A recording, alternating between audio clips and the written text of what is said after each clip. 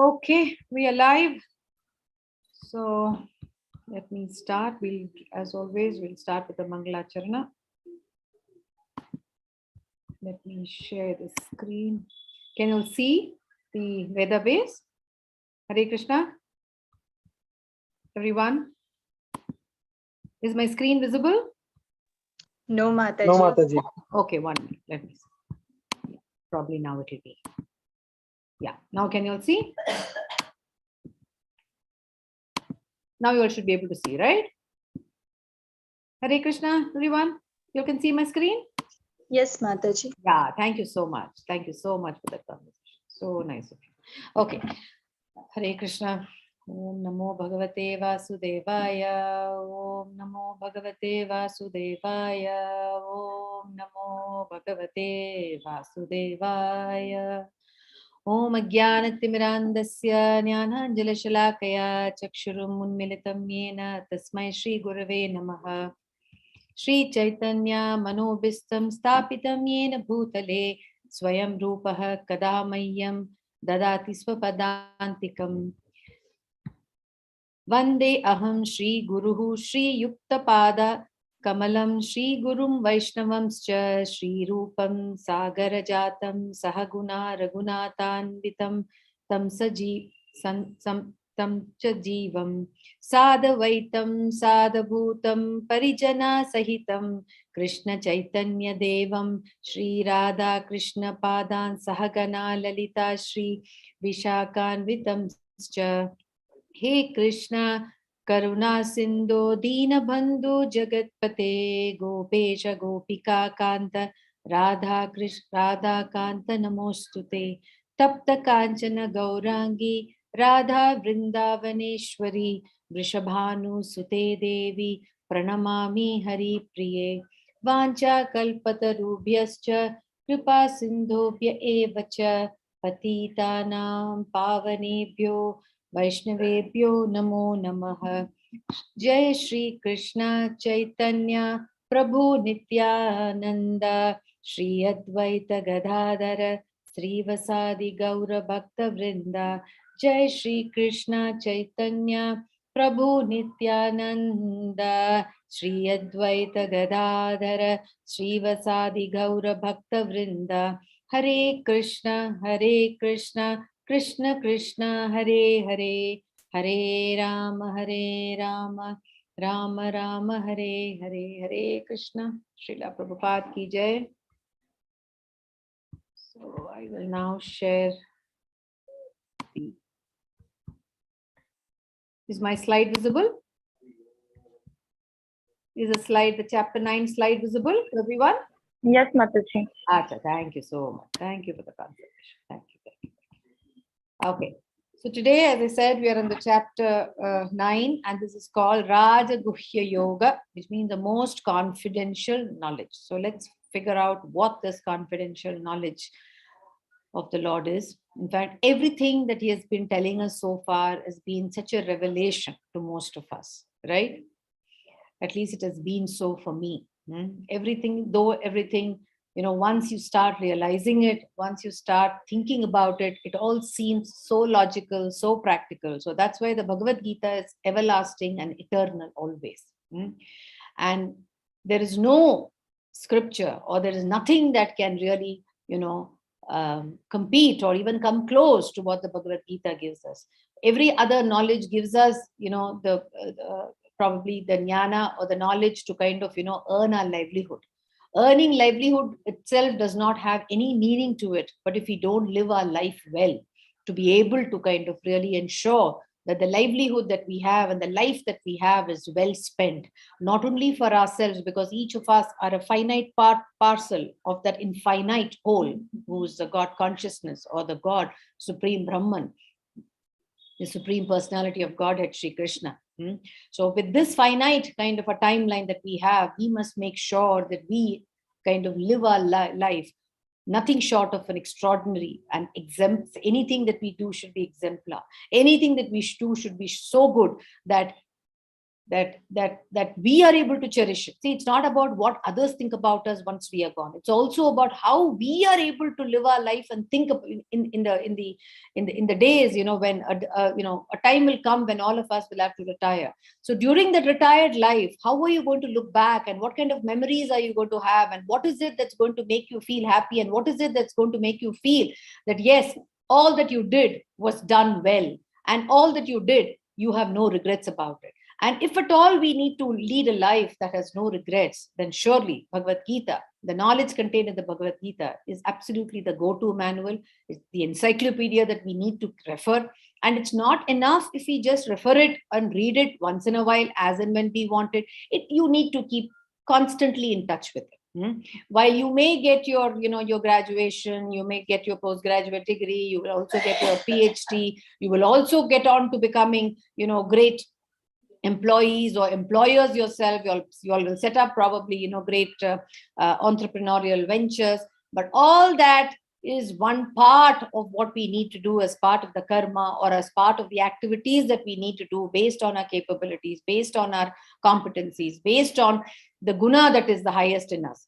However, if at all we have to really ensure that whatever we do remains really excellent and extraordinary, and it only takes us to the higher self, or takes us to the higher order of realizing that God consciousness who is always present in us, then Bhagavad Gita is absolutely the go-to manual, I call it, or you can call it a workbook, you can call it a playbook, or you can call it an encyclopedia, whatever name you use it. This is truly eternal, and hence, as I've always said, our faith and our religion is called the Sanatana Dharma. Okay, so with that, let me jump into it. This is a little long chapter, although the number of verses are less. We have tried to kind of bring in as many verses as possible today. So there are a lot of slides today and a few stories as well. I'll try to cover as much as possible. So this chapter is divided into 4 parts. The first part is when the Lord is going to glorify the knowledge that he's going to reveal in the subsequent verses of this chapter. That is from 9.1 to 9.3 verses. And I think we're covering all of them. Then he's going to tell us what is Krishna's relationship with the world. From 9.4 to 9. It'll be nice if you all can also take down this, because you'll be able to relate it. Okay. 9.1 to 9.3, he's going to set the ground for what is going to come. 9.4 to 9.10 is Krishna's relationship with the world. Okay. I'm just taking it down so that I keep reminding you with the world. And then the third part is different types of worshipper. He's already told us about the different types of worshippers in chapter 7, the Dushkritinas and the Sukirtinas. Now he's again going to tell us a little more into depth about the different types of worshippers.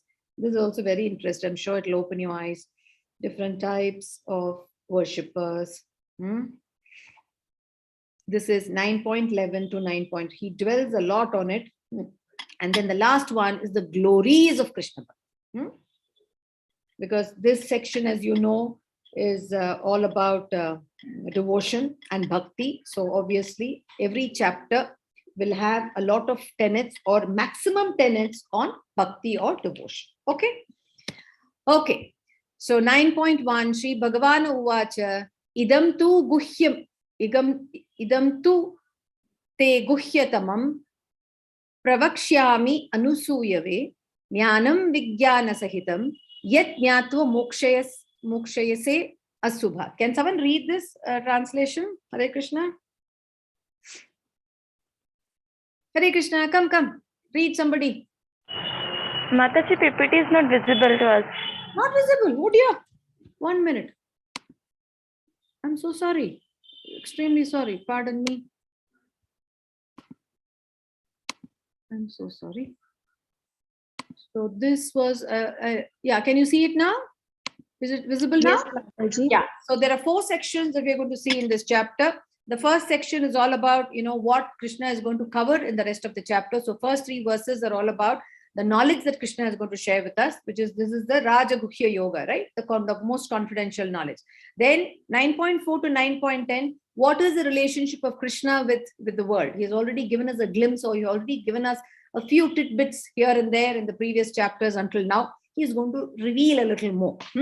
Then he's also going to talk about the different types of worshippers from 9.11 to 9.25. And then finally, he's going to talk about the last 10 verses. He's going to talk about the glories of Krishna Bhakti, or the devotional path of attaining Krishna, or devotional path to attaining a liberation or moksha. Okay. So 9.1 was Shri Bhagavan Uvacha Idam tu te guhyatamam pravakshya man anusuyave jnanam vijnana sahitam yajnatva mokshayase ashubhat. Can someone read the translation? Hare Krishna. Hare Krishna, Mataji. Yes, Rajpriya Mataji. The Supreme Lord said, "My dear Arjuna, because you are never envious of me, I shall impart to you this most secret wisdom, knowing which you shall be relieved of the miseries of material existence." Right. Hare Krishna, Mataji. Hare Krishna. Thank you so much. So here there are three words which probably will ring a bell. The first thing he's saying is here, you are never envious of me. See, anyone who has any kind of envy, any kind of lack of faith, any kind of doubt will not benefit from Bhagavad Gita at all. The Bhagavad Gita will only add value to you only when you're unenvious, only when you have that Shraddha, Nishta in you to be able to completely grasp this ocean of knowledge that's contained in these 700 verses of the Bhagavad Gita. So he says, you are never envious of me, and therefore I'm imparting to you. It's also a message for us. If you want to get the maximum from the Bhagavad Gita, you need to have complete respect and complete humility. And along with that, you should not have an iota of doubt in your mind. Okay. He says, I'm going to impart the secret wisdom, knowing which you shall be relieved of the miseries.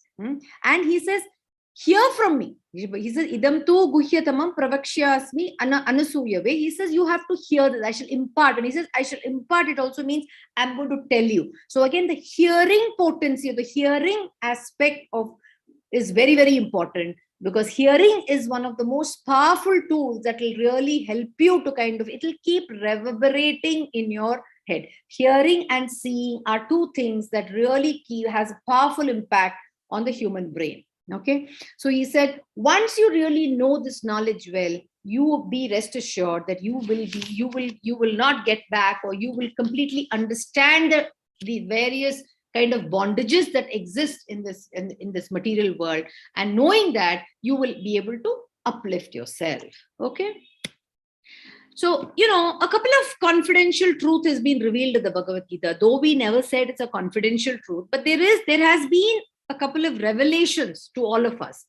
Can anybody tell me one revelation that really stands out for you? One particular thing that stood out for you? Or maybe more than one, one or two things that really stood out for you in all these chapters that we have covered so far. Hare Krishna, Mataji. Yes, Mataji. Mataji, the first point that really stood out for me is the detachment from material world, which will keep us as much close to Paramatma. And secondly, we are controlled by Maya, but Prabhuji controls Maya. Hare Krishna, Mataji. Wow, very good. You brought out a beautiful point, Mataji. The second point of yours is absolutely great. I'm really fortunate to be associated with people like yourself. Anyone else wants to kind of, I'm sure something has stood out for each one of you, and I'm sure all of you are giving me the answers. So Mataji said that, he is a controller and we are being controlled. He is a maintainer, we are maintained. He is a creator and we are created. That's great point, Mataji. That's in fact the most confidential knowledge. Okay. It's called the Guhyatara. So anyone else? What did we learn in the second chapter? Wasn't that new to you? There's something which we learned in the second chapter. What was it? That we are spirit souls. Isn't that a new revelation? We are spirit souls. The spirit soul is eternal, it's everlasting, it's evergreen, and this body that we achieve is temporary, and this body is destructible, and therefore this body that we have is insignificant. That is the confidential knowledge. And then the second confidential knowledge is that the Lord is all pervasive. He is everywhere. And, and it's only by his will that everything in the material world and in the spiritual world move. Without his will, nothing ever can happen. So that is the confidential knowledge is that we are the souls. And then the more confidential knowledge is the Lord is all pervasive. The most confidential knowledge is the pervasive Lord is the controller, the maintainer, the creator. That's why this is called the Raja Guhya Vidya. Okay? Okay. So Raja Vidya Raja Guhyam Pavitram Idam Uttamam Pratyakshavangamam Dharmyam Susukham Kartum Avyayam. Would anyone else want to read? Hare Krishna? Anyone? Hare Krishna. Yes, Mataji. This knowledge is the king of education, the most secret of all secrets. It is the purest knowledge, and because it gives direct perception of the self by realization, it is the perfection of religion. It is everlasting and it is joyfully performed. Exactly. Thank you, Rum. Thank you so much. Hare Krishna. So this knowledge is the king of education. This is the secret of all secrets. See, the thing is, why is this called confidential? Because this can only be understood by a devotee. Only a devotee will get moved by this knowledge. Somebody else will say, oh, I don't believe in it. Oh, come on. I know, there is something all around, but I don't think it's Krishna. So for such a Moodatma, this will not appeal. The 700 verses of the Bhagavad Gita will not be appealing at all. So this knowledge is Raja Vidya because it's the king of knowledge, and it's also the most confidential because this can only be cherished and relished by people who are devotees. And they are the ones who will be able to really use this knowledge well for their present living, and also make sure that they kind of make an impact on everything that they touch upon. Okay, and this knowledge is everlasting because if it is performed joyfully, it is going to give you inner peace. Bhagavad Gita is not about is not about bringing about a drastic change overnight, but it brings about changes slowly. And how does the change happen? It happens. It's inward out. It's not outward inward. It's inward out. The moment you are able to feel and relish that power of the realization, you feel so happy within, and when you're happy within, everything externally will automatically be completely will kind of show that happiness outside. So happiness has to be inside. Anything which is outwardly is temporary. Only when something is more inward and something that you're able to kind of feel it within, then the outwardness automatically comes about. If the inward, if the opulence, or if the feeling or the richness of a knowledge is not it doesn't sink inside, the outwardliness of the effect of the effect of that exhibiting itself outwardly will not happen. Okay. For example, you will find very many people being extremely outward and extremely extrovert and stuff like that. But when you really go near to them, you'll know how hollow they are. You'll know what is really wrecking them inward. Whereas once this knowledge is deep, rooted within yourself, you're going to be so happy that nothing external will really be will hamper you, or will affect you, or will even worry you at all, because everything is by the will and by the wish of the Lord, right? So therefore, the Bhagavad Gita, is called the Raja Vidya. And in the third verse, he says, those who are not faithful, ashraddhanaha purusha, those who are not faithful on the path of devotional service cannot attain. Okay? He's concluding here, O conqueror of foes, but return to birth and death in this material world.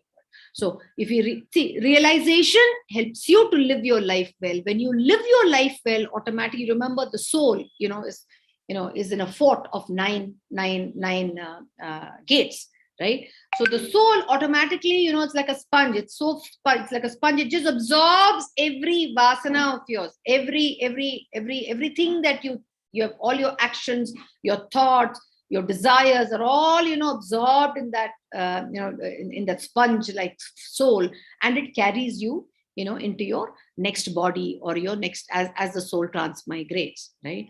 But if the soul is going to carry less, if we can burn out all our vasanas, obviously, you'll feel lighter. There's nothing much that you really want from life as such. There's nothing much that you really are worried about anymore. So obviously, your punarjanmam, the cycle of punarjanmam and punarabhidmaranam will automatically get reduced. Okay, it's a no-brainer.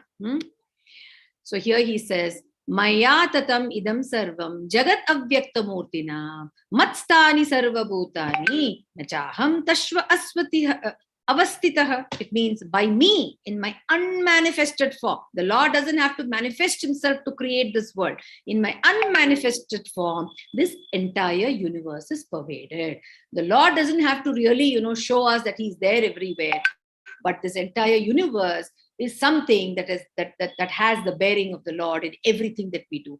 Every molecule, every atom of whatever touches us, be it by way of air, be it by way of water, everything has the Lord in it. If the Lord was not merciful or kind, I don't think we will ever be able to have this kind of an environment that we have been bestowed with. It's a different thing that water is being sold.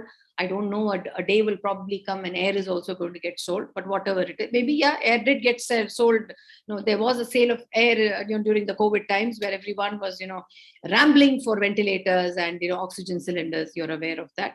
But anyway, that's our own making. But however, the Lord has been very kind. All beings are in me, but I'm not in them. So it's just like the air.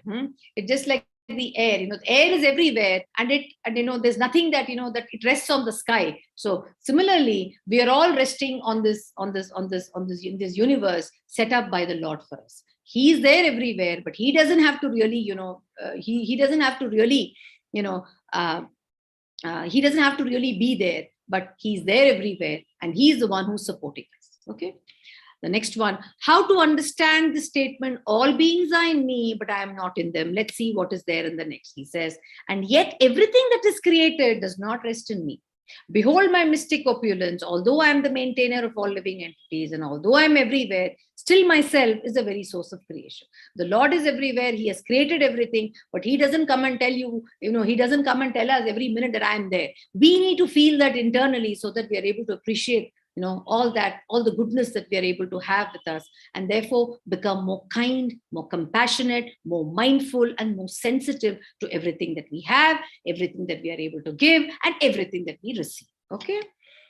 Understand that as the mighty wind blowing everywhere rests always in the sky, all the created beings are resting in me. So we are resting on the Lord. The Lord is not resting on us. The Lord has given us everything. So it is the same. He gives an example. Bhagavad Gita has a lot of metaphors. So this is one metaphor which says, just as the wind rests on the sky, all living entities, the material world, the inferior world, the matter, and as well as the jivatmas are all resting on the God. And the Lord is not involved in it. That's what he's going to tell in the next chapter. While he's there everywhere, and he also gives us amply everything for us to kind of conduct our life, but he is not going. He doesn't interfere with what we do. What really happens is our desires, which force us to do things, and the super soul who is present in us always, fulfills it for us, because his role is to just fulfill what we want. So here's a beautiful example that Prabhupada often gives. I believe there was a thief.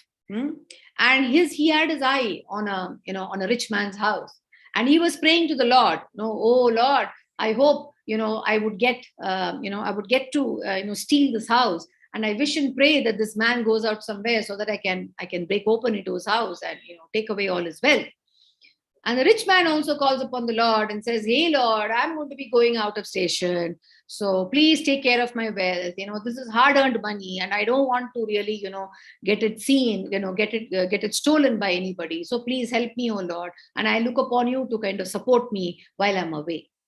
So the rich man sets out, and the thief breaks open, and then he regales in all the goodies that he finds in that house, because he's a rich man. There are a lot of things that are there in the house, and this man just gets excited. And he happily, puts everything into his bag. And as he's stepping out, the police are standing outside. So the moral here is the rich man's wish has also been fulfilled. He wanted the Lord to protect his house. The Lord protected his house.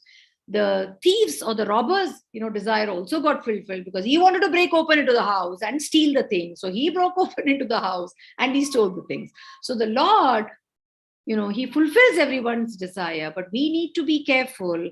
What are we desiring? Because whatever you ask for, you will get it. But please understand, the consequences of what you ask is also something that you need to be you need to be mindful of, because the thief, while he wanted to stealing, is not something that is acceptable. You cannot steal somebody's wealth. So the police was waiting outside. The law of the land, took its own course of action. Okay, so that's the moral. Now, O son of Kunti, at the end of the millennium, all material manifestations entered into man. This we saw it in the previous verse, in the previous chapters.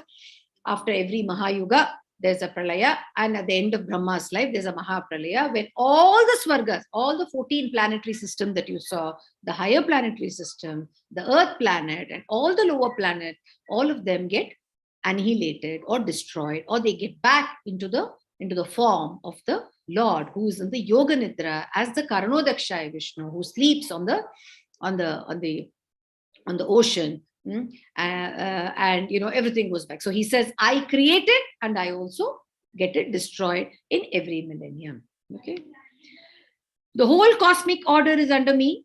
Under my will, it is automatically manifested again and again. So he brings it out again and again, because the Jivatmas want to kind of ensure that all their desires are completely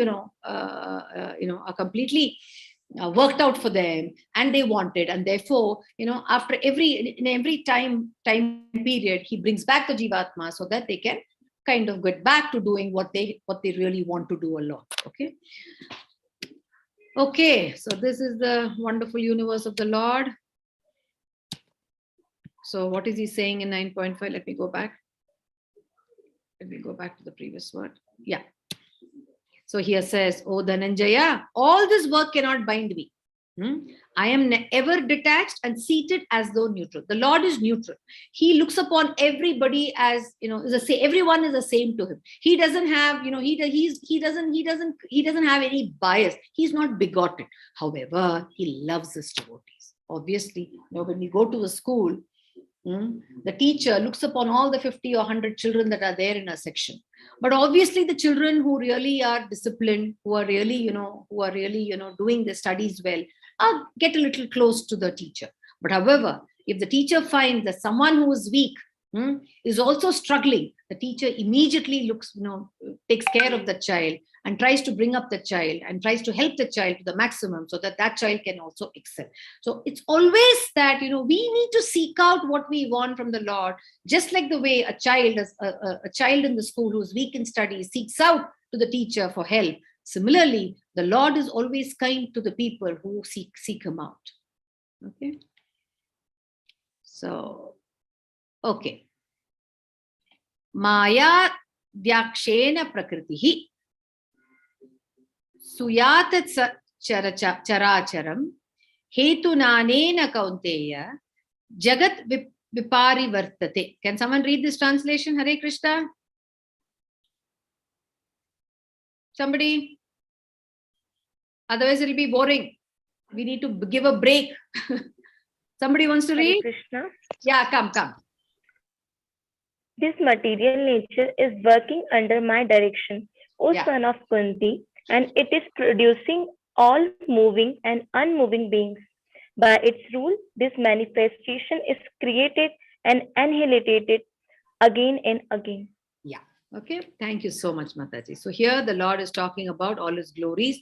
So does Krishna come under the influence of Maya when he comes in the human form? Anyone? See, we are all covered by Maya. What is Maya? Maya is illusion. Maya is delusion. Would Krishna come under the influence of Maya whenever he takes a human form? Because he took the form of a Krishna, right? He came as Krishna 5,100 years ago. Would he have come under the influence of Maya? No, Mataji. Yes. Why? Why? If no, why? Because he is the creator of Maya.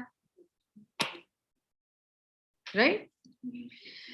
So, avajyananti mamuda manushim tanu ashritam parambhavam ajnananto Mama Bhuta Maheshwara. Fools deride me when I descend in the human form. There are so many people, I told you, who never knew who Krishna was.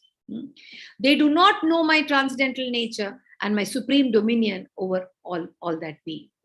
So there are very many, most of the people didn't know. They didn't know that the Lord was there, that the Lord had come in his full potency. So unless we have that bhakti in our heart, we cannot see the Lord. Yeah, or we cannot attain the Lord. The Lord is always around us if we really show our affection, our adulation, our admiration. He's always there for us. But we have to really ensure that we get those divine eyes, just as the way, Sanjaya has those divine eyes. We must develop those divine eyes. The divinity has to come in our heart. Only when there's divinity in our heart, we'll be able to feel the Lord around us. Okay, it's a feel. Just try it out. You will never be betrayed. So moghasha moga karmano moga jnana visheshatasaha rakshasim asuram chaiva prakritim mohinim shritaha. What does it mean? Those who are thus bewildered are attracted by demonic and atheistic views. We get so much covered under the illusion of Maya that we get more attracted to the lower energies by way of demonic and atheistic views. In that deluded condition, their hopes for liberation, their fruitive activities, and their culture of knowledge are all defeated because they get so attached by Maya, and therefore they are always, sucked down by the lower energy, and their attachment to the desires grow, and thereby all the vices become a part and parcel of them, that they can never find liberation at all coming their way at all. Okay, this is the same thing. Okay, this is a lovely I must tell you this. I'm sorry, I pushed this a little. I think I'm going forward. Okay, so this story, who knows the story of Shishupal? The story here is of Shishupal. The Lord came in his full form, but nobody could make that out. Does anyone know the story of Shishupal? How Shishupal got killed or beheaded? Okay, Shishupal was his cousin, was Lord's cousin. Shishupal's mother and Lord's father were brothers, were siblings. And when Shishupal was born, he was born with 4 arms and 3 eyes. And he was a very odd looking child. And his parents didn't want him at all. They wanted to kind of just throw him off because they found him very weird and very, very awkward. Just as the way today we find so many people throwing away their children. So something like that happened. At that time, when their thoughts were moving in that direction, there was a voice that came from an invisible voice that came down to them saying that the person who is going to kill him, or the person in whose hands he's going to be killed, that person's hand, when it kind of touches his body, all this, this kind of an ugliness will go away from him. He'll get his normal form back. So Krishna comes to visit them along with Balaram. And then when Krishna Krishna was a big boy. So when Krishna holds this baby boy, immediately his 2 arms fall off and his 1 eye also just goes away. So that time, Shishupal's mother looks at it and she just looks at Krishna. She falls at his feet. He said, "Hey, Krishna, please give me a promise that you will never kill my son. Because I heard something which said that the person who touches, his body, and once these irregularities or these deformities go away, that person is the one who's going to be in whose hands this boy will die. So please promise me that you will not kill my son." So the Lord says, "Okay, that's a fair ask, but however, I will only tolerate him for 100 times. This son of yours is really going to insult me. So I will tolerate 100 insults of his. After the 100th one, the moment he kind of goes beyond the 100, he will be beheaded by me at that time."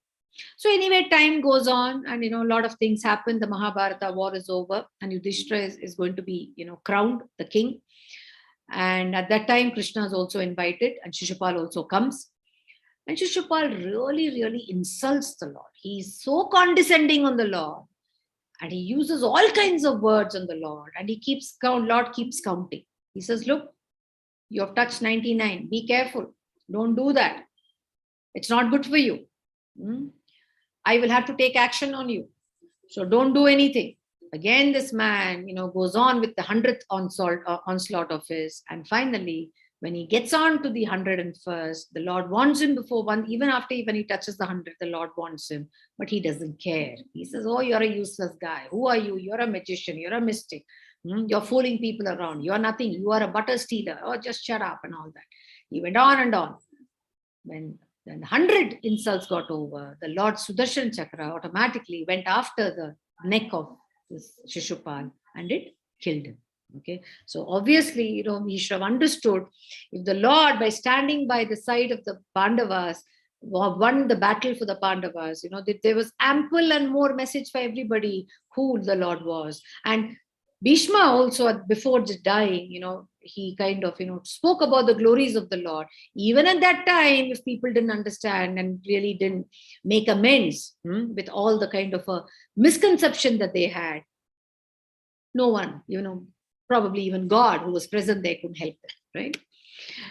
So 9.13, Mahatmanastu mam partha daivam prakritim ashritah bhajanti ananyo manaso nyatva bhutadam avyayam. O son of Pratap, those who are not deluded, the great souls, are under protection of the divine nature. They are fully engaged in devotional service because they know me as the Supreme Personality of Godhead, original and inexhaustible. So it's only people who understand the real nature of the Lord and the nature of the Jivatmas and the inferior energy, the Prakriti. They are the ones who will really kind of know and will understand the superior energy of the Lord and completely surrender to the superior energy by way of devotion. If devotion is not there in our heart, if faith is not there in our heart, if the determination to kind of hold on to our faith is not there, then it will be impossible for anybody to kind of attain the bhakti or even benefit from the bhakti and the devotional service. And such people who understand it, he says, they are Mahatmas. So what is the difference between Mahamaya and Yogamaya? Anyone? Would any of you know what is Mahamaya and what is Yogamaya? Okay. Yogamaya is the spiritual energy of the Lord and it is a spiritual cover. I will give you an example. When Lord descended on the earth and when he was born to Devaki and also when he was, under the care of Yashoda, he had the Yogamaya covering him. Because if Devaki or Yashoda at that time had known who the Lord was, then they wouldn't have, treated him like the way they treated him. Right? He didn't want that to happen. He wanted himself to be treated like any other normal person, so that he can enjoy the pastimes and also give joy to everyone, all the people in Vrindavan and Dwaraka and Mathura later. And Mahamaya is the inferior energy of the Lord, which is the illusion that covers all of us. We forget, our eternal relationship with the Lord, and we think we are everything, and we think we are the doers, and forget that doership that we have in us is the energy of the Lord. Okay, so Mahamaya is the inferior energy that covers all Jivatmas, and the Yogamaya is the one that covers the Lord from his devotees. So he kind of comes with his Yogamaya only to his devotees. Okay, the non-devotees will not be able to, will not have that effect of the Yogamaya, and that transcendental relationship that one can establish with the Lord can never happen for non-devotees. Okay, so now can someone read this? Hare Krishna 9.13, come. Hare Krishna, Mataji. Yes, Mataji, please read. O son of Partha, those who are not deluded, the great souls are under the protection of the divine nature. They are fully engaged in devotional service because they know me as the Supreme Personality of Godhead, original and inexhaustible. Hare Krishna, Mataji. Hare Krishna, Mataji. So only the devotees will be able to really relish the true qualities of the Lord, and they are the ones who will really be able to, enjoy that relationship they kind of build with the Lord every second, every moment, every day. Okay. So 9.14, Satatam kirtayanto maam yatantastha cha dridavratah namasyantascha maam bhaktya nityayukta upasate. So, and what do these devotees do? They are always chanting his glories and endeavoring with great determination. The dridata is always there in them. They are always surrendering to the Lord. These great souls perpetually worship me with devotion. And here is a small clip.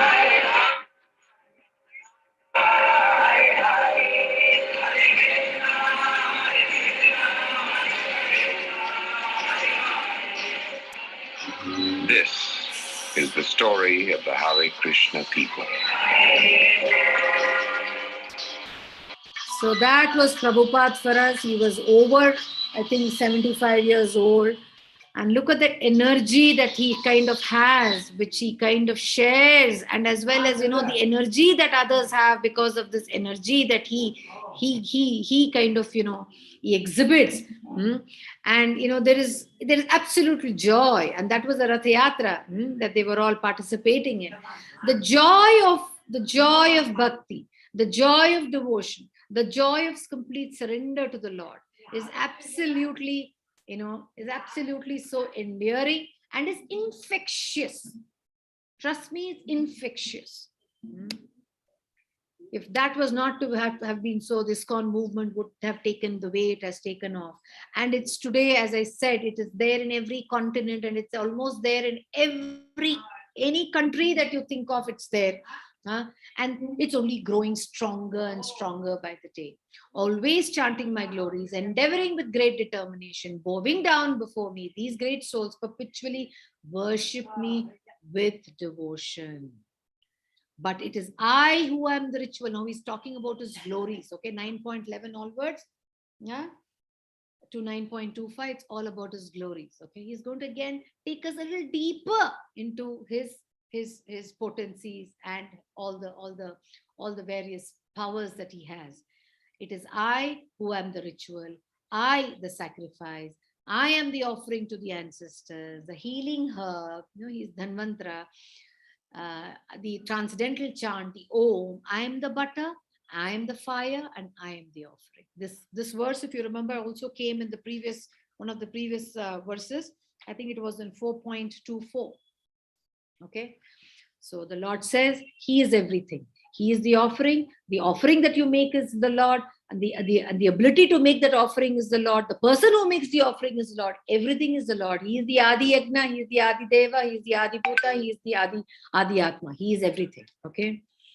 Then he says, I am the father of this universe, the mother, the support, and the grandsire. I am the object of knowledge, the purifier, and the syllable O. I am also the Rig Veda, the Sama Veda, the Yajur Vedas. All the knowledge that we have today, the scriptures have all been given to us by the Lord. And he is all in all. He is Sarvasvam.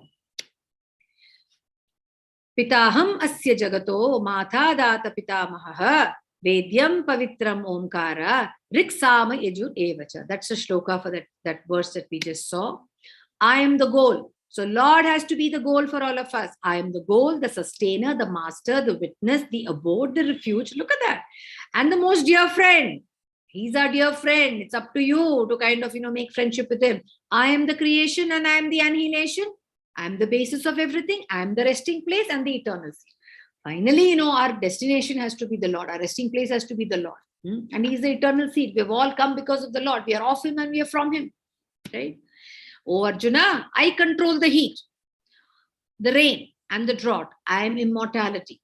I am also death personified. But both being and non-being are with me. Both the matter and as well as everything that moves and doesn't move is also within the Lord. So we are all, he's the conductor of the orchestra. This whole universe, you can call all the universe, the entire cosmos as the orchestra. And he is the conductor of that orchestra. So that is the little picture there for you.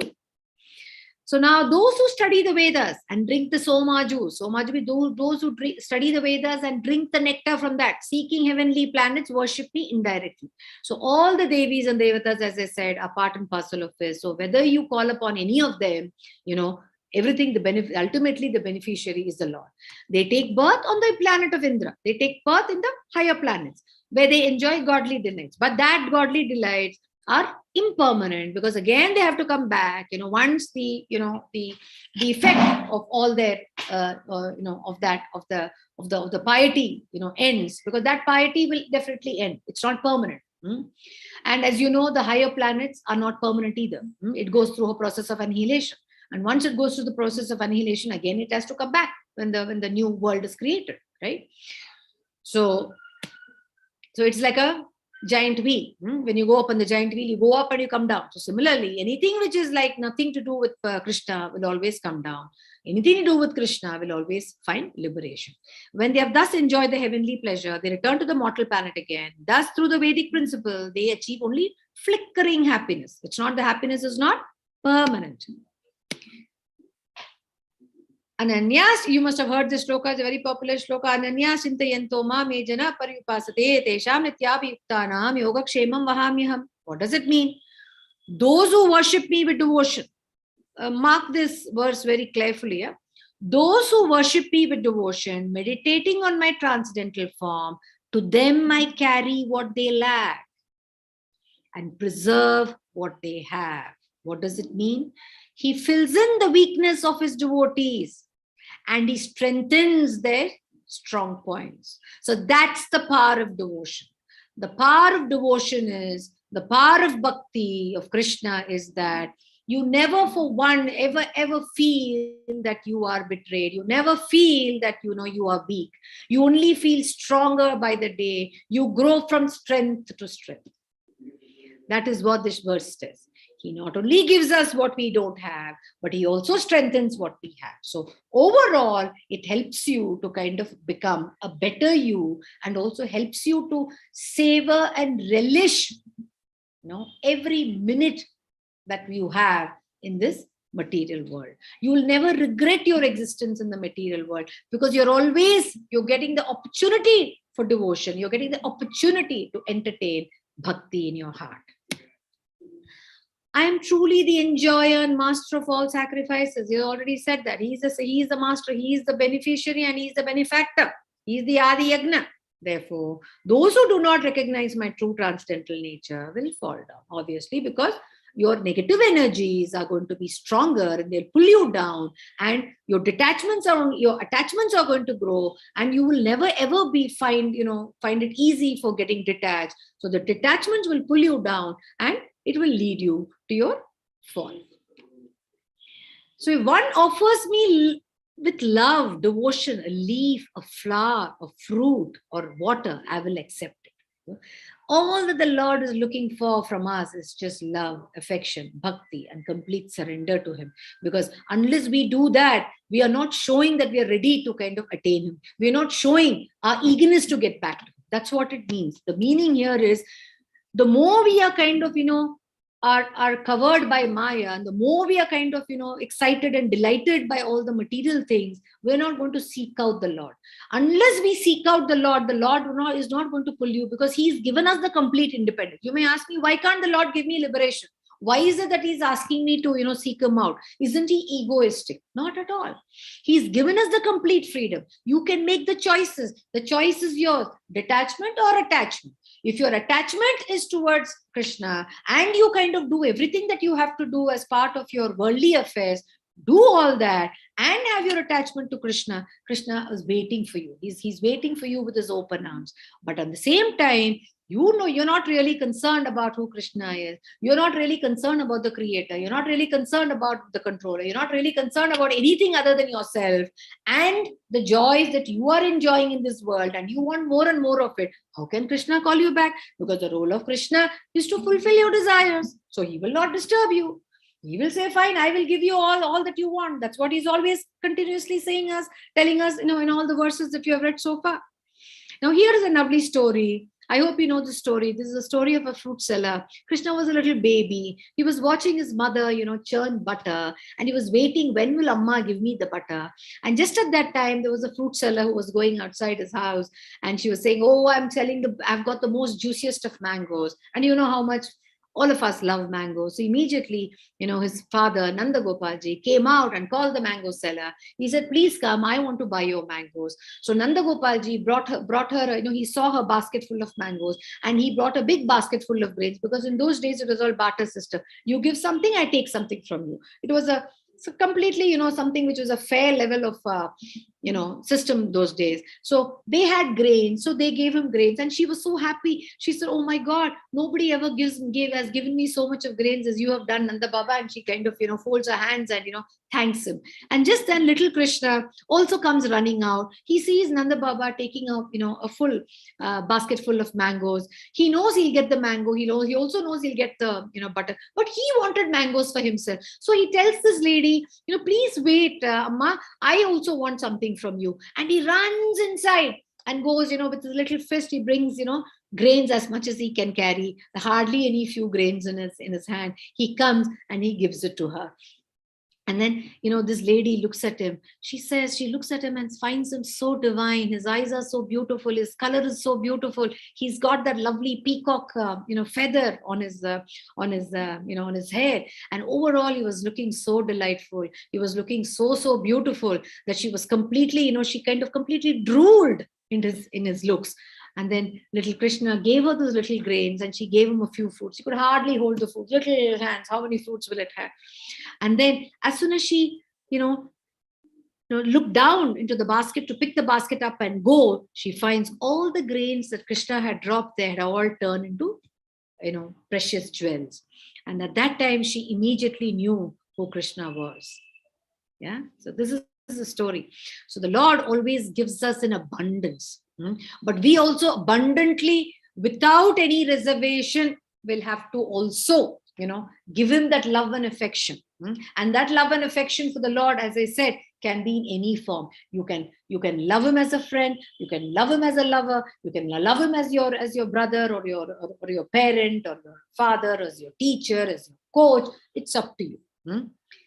Whatever you do, but love him. Don't ever, be stingy in don't get to becoming a kripana. Kripana means a miser.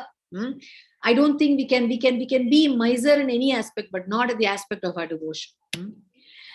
9.26, this is the shloka which we just, read there. All that the Lord wants is just love from us. What is he saying? Patram pushpam phalam toyam yome bhaktya prayachati tat aham bhakti upahartam ashnani prayat manah. If one offers me with love, a devotion, love and devotion, a leaf, a flower, a fruit, and water, I'll accept it. See, it is out of our love and affection that we make, variety of prasadams at home and in the temples. But the Lord doesn't want any of that. Whatever you do, he says, give it to me. All that I want is your love. Even if you give me a drop of water, or even if you kind of, before having your own food, just say, hey, Lord, thank you so much for giving me everything, and this is because of you. And first, I would like to offer this to you, and then I shall consume it. That's all he seeks from you. Every minute, every moment, just think of the Lord. Okay. And you also notice that prasadam, whenever it is cooked, whether at home or in the temple, it is so tasty. But whenever the food is cooked for ourselves, a lot of things, we say, oh, salt is more, sugar is more, or that is not okay, this is not okay. But when prasadam is made, it's always absolutely phenomenal and absolutely fabulous. The reason? Because you're doing it for him. Similarly, whenever you do something for the Lord, or whenever you do anything thinking of the Lord, that work will be shreshta, will be uttama, will be absolutely great. It will be absolutely fabulous. Yet karoshi yet ashnasi, yet juhosi dadasi yet tapasyasi kaunteya, tat kurushva mat arpadam. O son of Kunti, all that you do, all that you eat, all that you offer and give away, as well as all austerity that you may perform, should be done as an offering unto me. Somebody wants to read this 9.28, Hare Krishna? Hare Krishna, Mataji. Yeah. In Great. this way, you will be freed from bondage to work and its auspicious and inauspicious results. With your mind fixed on me, in this principle of renunciation, you will be liberated and come to me. Hare Krishna, Mataji. Hare Krishna. Okay. So here I would also like to give you the story of Sudama. Sudama was was a great friend of the Lord. But he was, after they left the Gurukula, Sudama got married. And then, he and his wife, and he had a lot of children, all of them led a very impoverished life. And one day the wife, couldn't bear it, couldn't take it any longer. She said, can you not ask for some little support from your friend who is a Maharaja, who is the king of, Dwaraka? And he hesitated so much, because that's what the devotee is all about. The devotee, is so kind and so nice. They would never want to ask anything from the Lord, because they know the Lord will automatically give him. But Sudama, while he was always, in devotion of the Lord, he didn't really want to ask the Lord anything. So what he did, when the wife forced him a lot, and she gave him, flattened rice, and that too borrowed grains from somebody else's house, and he went to meet, Lord Krishna. And when he met him, all of you must have read the story, seen the stories in the TV and stuff like that. The Lord welcomed him. He was just waiting for him. He was waiting for Sudama to approach him, because Sudama never was, complete in devotion. He never asked, he never told the Lord even one day. He always told the Lord, I'm happy, I'm happy, I'm happy. I'm happy serving you. I'm very happy. I need nothing from you. I just want this happiness to serve you always. So the Lord was just waiting for Sudama to come. And he immediately grabbed that, from the little potli. He said, can you please open that little pack of yours? I want to see what Bhabhi has sent me. And he has the few grains. And the moment he had the few grains, the rest of the story, Sudama's family got such an opulent palace to live in, and all the children and his wife and the whole village was completely endowed with even if there is one devotee in the locality, the whole locality will benefit. That's the power of bhakti.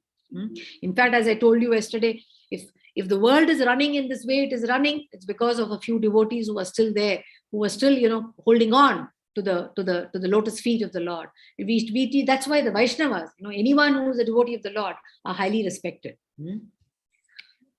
So the Lord is saying, I envy no one, nor am I partial to anyone.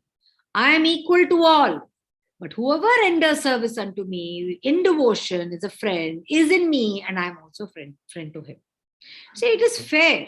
We need to think of the Lord all the time, and we need to completely surrender ourselves. And the Lord, because the Lord has given us a freedom, and the Lord does not want to disturb us. But it is in our own interest we need to seek out the Lord, so that we kind of have him always with us. So please, it is easy to seek the Lord, and it's easy to have him always with us. So it is up to us. The ball is in our court, and we need to decide how we want to really make sure that Lord is always with us, and always is a part of everything that we do, and that everything that we have, we need to share it with the Lord. Okay.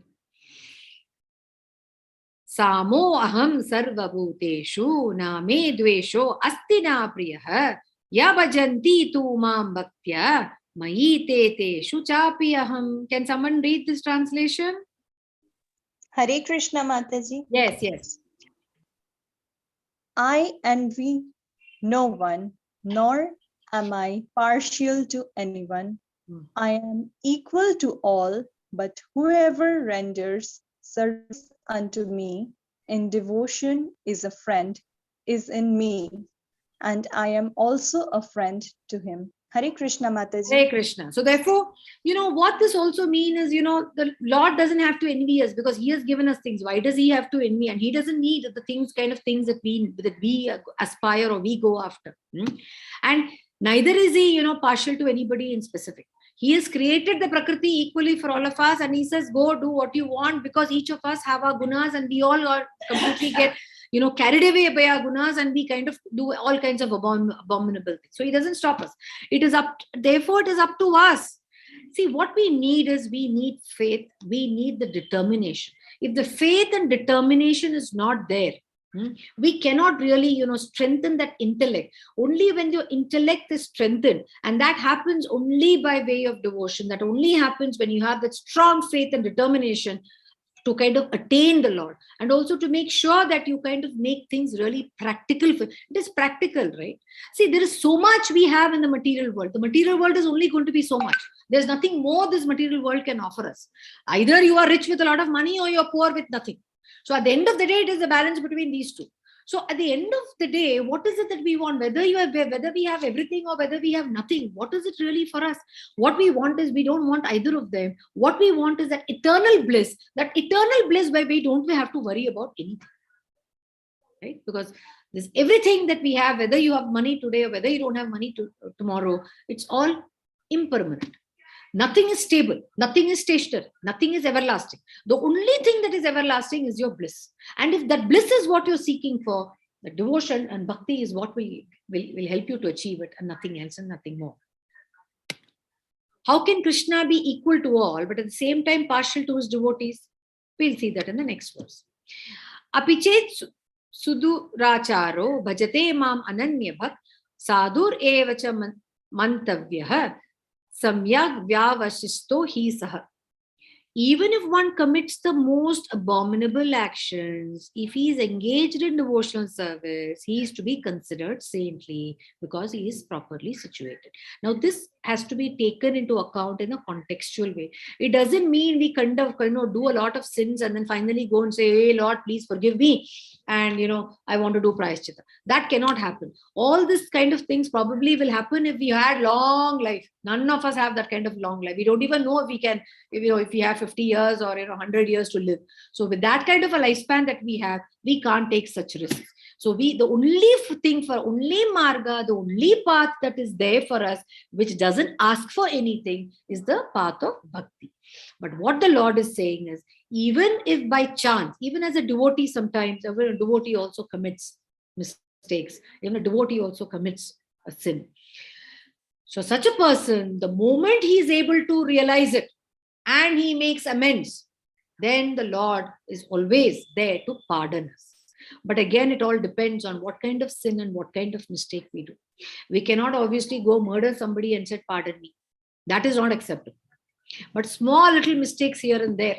Sometimes I may have probably, said a lie, told a lie to somebody. That kind of a thing probably is okay. But if you lied something in the court of law, and that which led to a wide-ranging, effects for others, that may not be pardonable. So therefore, if you are a pure devotee, you are unlikely to be making any mistakes, because you're always God conscious. You're always, very conscientious. You're always making very balanced view. You're taking a balanced view of things. You're always reviewing and rebalancing everything that you do. You're always mindful of the words you use. You're mindful of your actions. You're also kind of going to shut yourself away from all kinds of things which are going to kind of sap your energy or draw your energies towards a lower self of yours. So obviously, once you are on the path of devotion, you will shut yourself. If something is not to your liking, you're going to shut your ears, you're going to shut your eyes, or you're going to move away from that situation. You are not going to get drawn into a situation that is likely going to be malign you, or that is likely going to contaminate you. Okay. So can a person do sinful activities on the par of chanting the holy name, Hare Krishna? Can a person do sinful activities on the par of chanting the holy name? Hare Krishna. Hare Krishna, Mataji. Yeah. Mataji, it's not possible to for a person to do sinful activities and chanting the holy name at the same time, because it's all about the thinking process. Which when we chant mantra, it totally cleans our intellect, and it also made us to reach on a high level.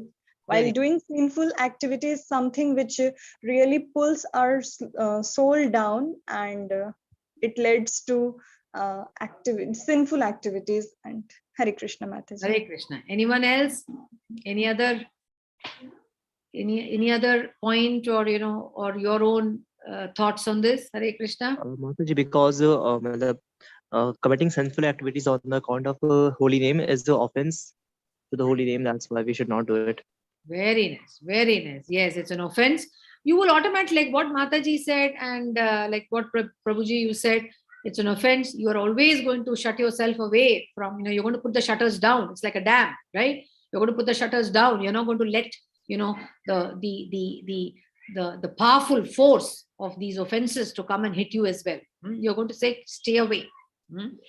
And the Lord, as he said, Ananya Chintayanto Ma, he's always there to cover us for any kind of weaknesses that we have in us. So the weaknesses will not come as part of you.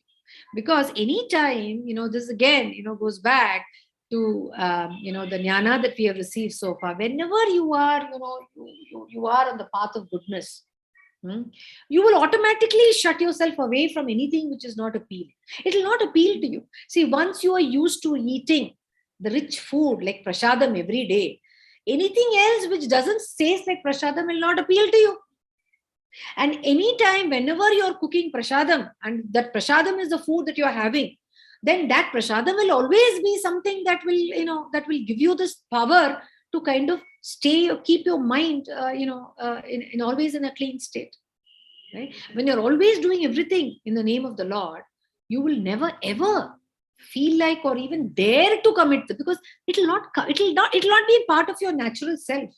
See, when does a person commit sin? The person who is committing sin, many times, a lot of things we have heard. Oh, that person was actually very, very good. We have always seen him or her to be very, very good. We are surprised how in fact, many families say that. Very many families say that when their children, get on to doing something very, very nasty and something, unimaginable, invariably the families have all said, we never knew this. We didn't see this side of our child at all. We didn't see this side of my brother at all. I have not seen the side of my husband at all. Right? So that those kind of things will only happen only when the mind is dwelling on it. See, suddenly you can't become bad. A bad person suddenly will not show his bad behavior. It is there in him. What is there in you only will come out. When there is goodness in you, goodness only will come out. When there is things which are not as good, it is only getting suppressed. It's only a matter of time. It's like a time bomb. It's like a landmine. It only needs some kind of a trigger. It will just blast. So therefore, we have to be really careful. Negative energies and positive energies, both are vying for our attention. It is in our own interest. We need to keep a check on the negative energy so that we are only harboring the goodness in us. When you harbor the goodness, and what is the way you can harbor goodness? Only by devotion, only by faith. If devotion and faith is not there, then it's highly unlikely that we can stay on the path of goodness. Okay. 9.31. He quickly becomes righteous and attains lasting peace, O son of Kunti. Declare it boldly that my devotee never perishes. The devotee never perishes. What does it mean? All of us, the devotee also will have an end of life. The devotee never perishes means the devotee will never find a setback. A devotee will never find anything that is going to make him feel ashamed about. So that is the meaning of this verse. So a devotee on the path of devotion will only have positive energy, and he'll spread the positive energy till the last breath. And a devotee also doesn't mind, when he makes a mistake, he accepts the mistake. And he accepts the mistake openly, not kind of, is secretive about it. He says, okay, I made a mistake and I've realized it, I'm going to correct it. Because that is the power, that is the strength that he gets, because he knows that once and for all when he does it, the Lord is there to take care of him for the rest of the things that will follow. So, man mana bhava mad bhakto madhyajimam namaskuru mam evaishyasi yukta vaivam atmana mat parayanha. Engage your mind always thinking of me. Offer your obeisances and worship me. Being completely absorbed in me, surely you will come. Okay, so the different types of worshipper is something which was not covered. So I'll tell you the different types of worshippers are: one worships the Lord as he is. That's a true bhakta. Now there are others who kind of worship, who kind of want themselves to be worshipped. These are the various Mahan people who have descended now, call themselves Gurujis, Swamijis, that, this, bulate hain apne aap ko.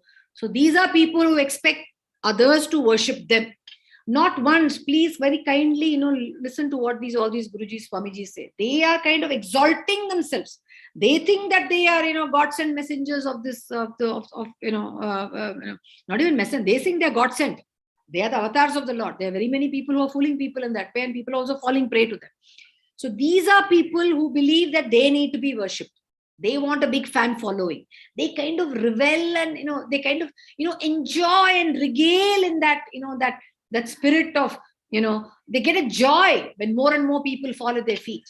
When the people say, oh, Guruji, you are my everything, you are my sarvaswam, I fall at your feet. And if it hadn't been for you, my life wouldn't have been da. They're like, they forget there is something else more to it. Of course, you have to respect people who are knowledgeable. Of course, you have to respect people who are faithful. But please understand where is the faith going? Is the person faithful to the creator and the controller and the maintainer? Or he's expecting himself to be the faithful? He's expecting himself to be the controller, and he expects to everyone to be faithful to him. That is one type of worshipper. The second one is one who worships the different varieties of gods in this world. As I said in one of my previous sessions, many people say, oh, you Hindus have a lot of gods. Yes, we have a lot of gods, because each god, each demigod performs a certain function, because Mahavishnu can't do everything. So everyone is a part and parcel. So people kind of worship one particular law, one particular demigod, which he already explained, right? You do that, I will fulfill your desire, you will get it. But ultimately, remember, whatever you get it through that means is always someone that I am the one who's providing for. So it is up to us to kind of whether to water the root of the tree, or you're going to water the branches and the leaves. Obviously, if you only take care of the branches and the leaf, the tree will die. So ultimately, if you kind of water the root, which is Lord Krishna, you're automatically serving everybody. That is one. Then there is a third type of worshipper who worships the impersonal form of the Lord. They say, Lord is all pervasive, so I will worship. Lord is everywhere, so how does it matter? I'm going to worship the Lord. So unless you focus on that oneness that you derive from the Shamasundara form of the Lord, everything else will become meaningless, because trying to create a devotion in space, and I say in space, in something which is not visible, something which you can't feel. See, you have to feel, right? Even when we don't have our friends, why do we put so much of pictures everywhere? We kind of fill up our albums. We have pictures all around our house of all our loved ones. That gives you that personal touch, right? When someone has a picture of their family on their desk or on their office desk or their study table, they say, oh, this person is very family oriented.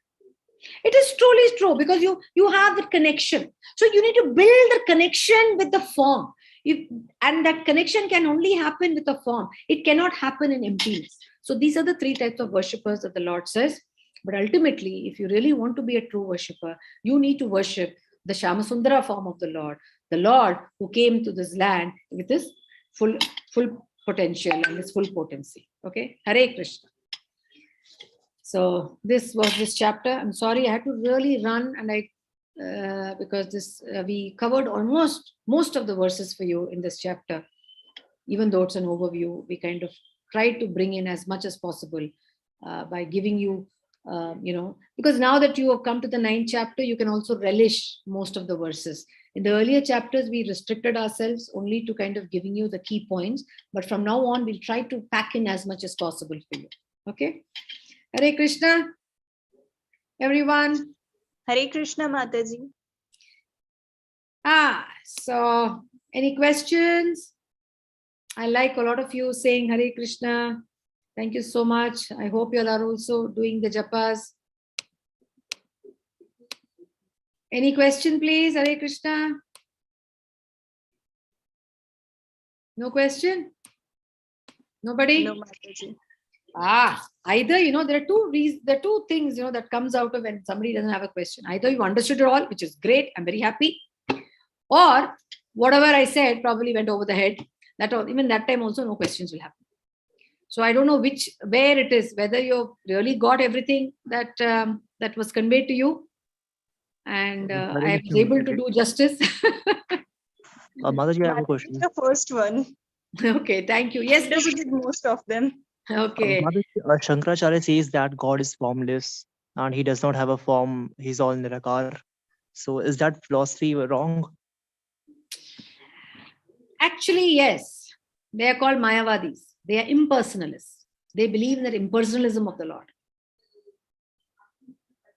Yes, Mataji. And impersonalism maybe worked for Shankaracharya. It will not work for all of us. Yes, ma'am. It's not easy. Thinking of void, it's void. You kind of concentrating on the void is hard. It's not normal for. See, he's a great guru. I'm not. I'm too small. I'm not even.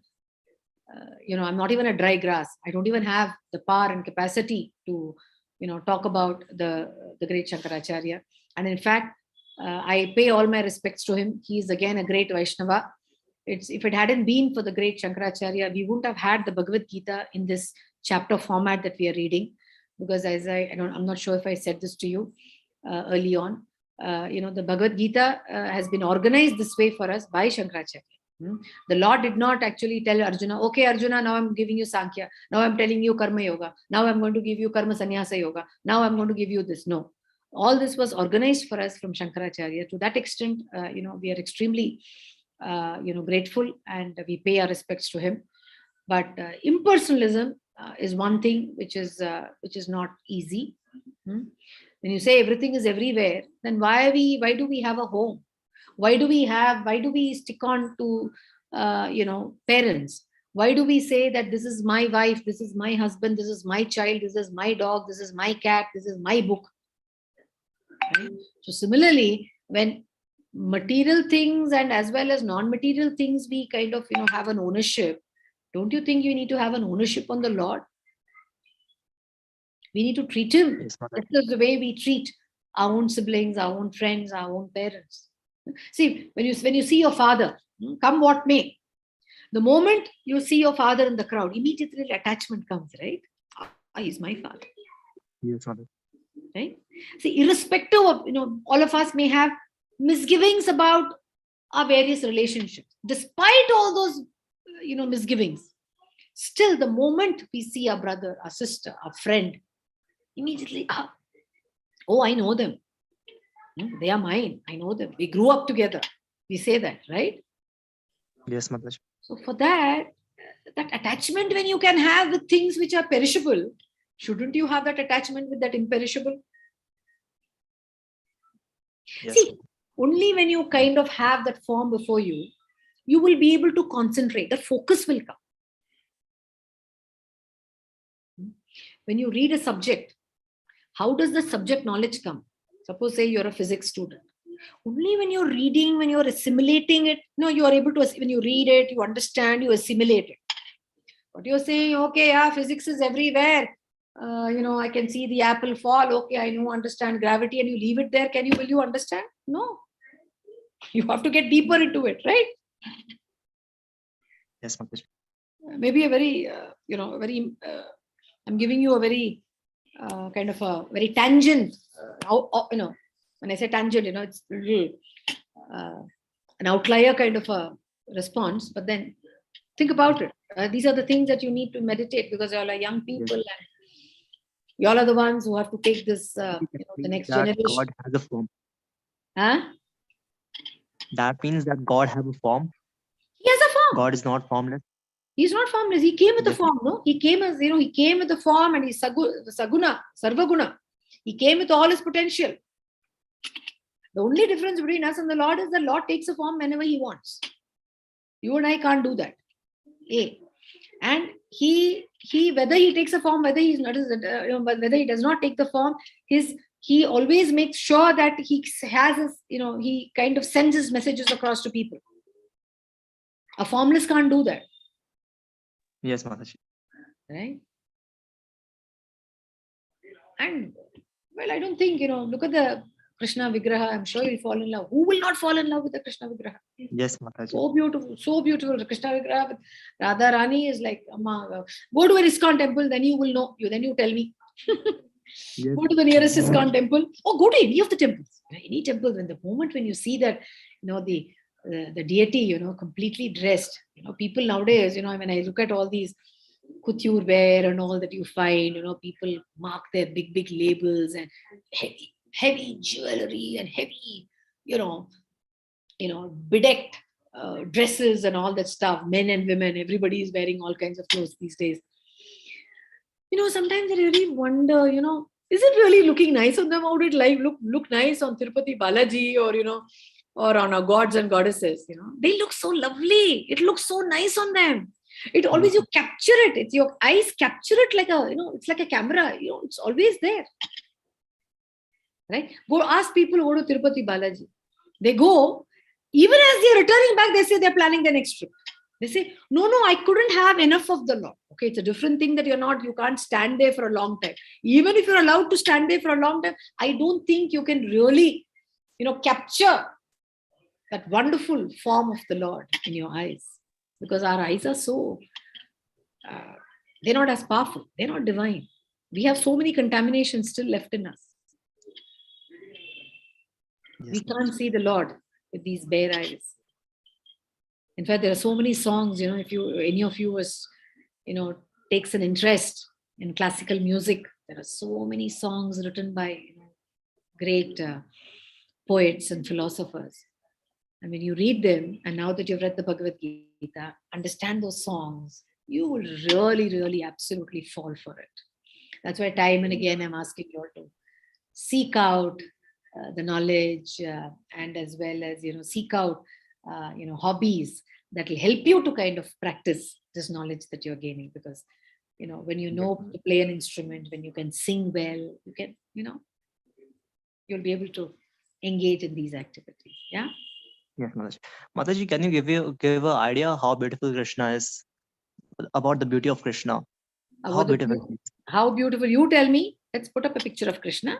And you tell me. Let's see if I can put up a picture of Krishna. Let me see. He's everything. We saw the 6 opulences of Krishna, right? So, Krishna photos, yeah? I'm just looking into, I'm not doing anything. I'm just looking into Google Raja. Ask anything from Google Raja, he gives you. Yes, Mataji. Okay, I'm going to share this. Look at these pictures. Look at these pictures. Look at the vibrance. Look at the colors. Look at the bhava. Each bhava is different. This is with Radharani. This is a happy state. This is a state when he's playing his flute. Absolutely the melodious thing. This is little Lattu Gopal, which we kind of, kind of have in our homes and all that. And this is a divine love of Radharani and Krishna. And this is the Rasa Leela. And look at this. This is the Lord. I think it looks very much like the Guruvayur. So where can we put our own pictures together? Look at this. Look at baby Krishna. And every mother, our Prabhuji was telling us the other day, during Janmashtami, every mother tries to dress up their little toddlers like Krishna. Why would they want to dress him up like Krishna? Because he looks so beautiful. You can dress him up, in any form and just kind of keep looking at him. Yes, Mataji. This is the typical way, where our ISKCON lords are, where the Lord is, is dressed up. You can't take your eyes off, yeah. Yeah, one word answer, you can't take your eyes off. It is so endearing. You want to have it all for yourself all the time. Okay. So thank you so much, everyone. We will meet tomorrow. Tomorrow is chapter 10. Okay. And chapter 10 is the opulence of the absolute. So probably, yeah, you will love this session tomorrow. It's going to tell you about all his opulences, all about all his greatness, and as well as the essence of who the Lord is what you're going to read tomorrow. So it's chapter 10 tomorrow. So we'll meet tomorrow, same time, 7 o'clock. Hare Krishna, Vancha Kalpatarubhyascha, Kripa Sindhobhya Evacha, Patitanam Pavanebhyo, Vaishnavebhyo Namo. Hare Krishna, Krishna Krishna, Hare Hare, Hare Rama, Rama Rama, Hare Hare. Hare Krishna, we'll meet tomorrow. Hare Krishna. Hare Krishna. Thank you so Hare much. Krishna, Mataji. Thank you so much.